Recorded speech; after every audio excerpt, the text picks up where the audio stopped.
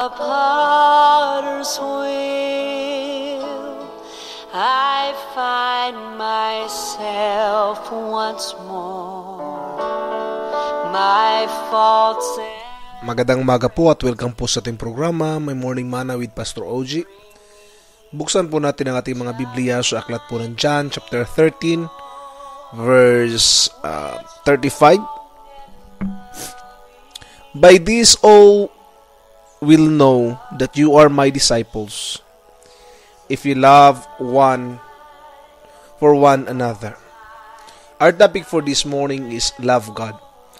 Paano ba malalaman ng tao na iniibig natin ng Diyos?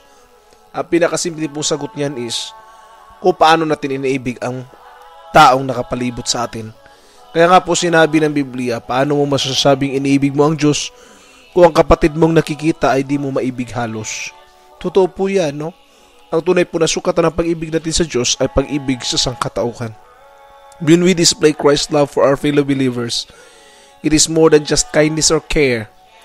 It is one of the most tangible ways we can show our love and devotion for our Savior.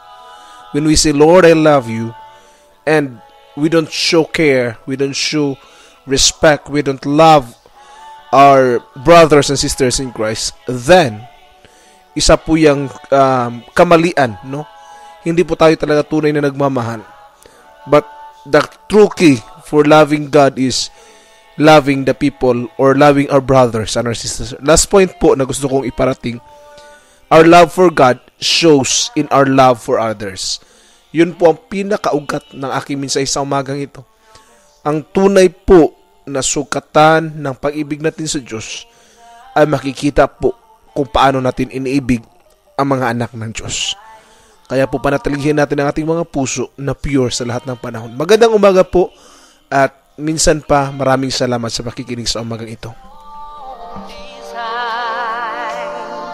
He is molding me, I